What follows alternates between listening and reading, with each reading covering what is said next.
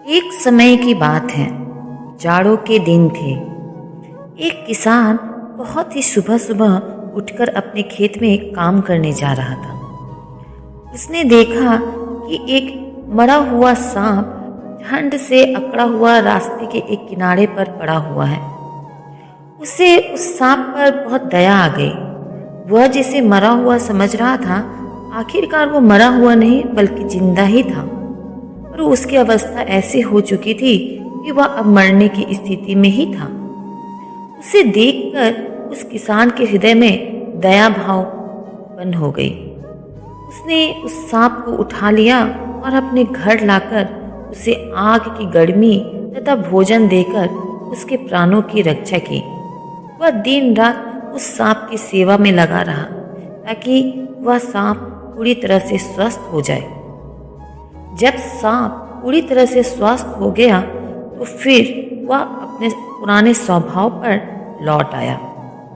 सांप की रक्षा करने के बाद उस किसान को ऐसा लग रहा था जैसे सांप उसका अब मित्र हो चुका है और उससे घनिष्ठ मित्रता निभाएगा।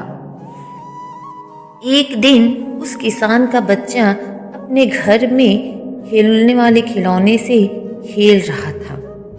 किसान यह सोचने में मग्न था कि उसके बच्चे को सांप किसी प्रकार का नुकसान नहीं पहुंचा सकता है, क्योंकि किसान ने सांप की मदद की थी। परंतु सांप रहा अपने ही स्वभाव का। उसने बच्चे को अपने सामने पाकर उसे डसने के लिए फुफकार मारता हुआ आगे बढ़ा। जैसे ही किसान की नज़र उस सांप पर गई, वह क्रोध बस आया और उस सांप को उठाकर तुरंत फेंक दिया।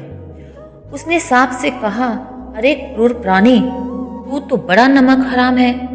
तेरे प्राण संकट में थे, यह देखकर मुझे तुझ पर दया आ गई और मैंने उसी दया भाव से तुझे अपने घर में लाया और तुझे नया जीवन दान दिया। और तू क्षण भर में यह सब भूलकर मेरे ही पुत्र को डसने जा रहा है। अब मैं समझ गया, जिसका जो स्वभाव है वह कदापि नहीं बदलता। अब तू अपने कर्म के योग्य के ही फल भी ग्रहण कर। इतना कहकर क्रोध हुआ किसान ने अपने हाथ की कुल्हाड़ी से सांप के सिर पर इतनी जोर से प्रहार किया कि वह सांप एक ही बार में समाप्त हो गया। उसकी जीवन की लीला वहीं समाप्त हो गई और वह मर चुका था।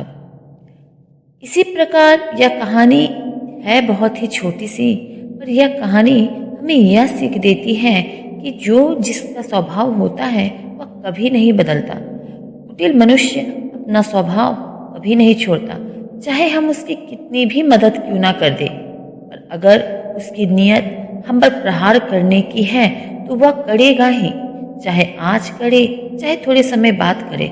वह अपना स्वभाव कभी नहीं छोड़ सकता। इसलिए हमें हमेशा ऐसे लोगों से सावधान रहना चाहिए जो हमारे पीठ पीछे हम पर प्रहार करता हो।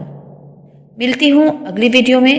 तब तक के लिए मेरे चैनल को लाइक, शेयर एंड सब्सक्राइब कीजिए। Thank you so much. अगर आप मेरे चैनल पर नए हैं तो please like, share and subscribe my channel और मेरे चैनल को विजिट कीजिए।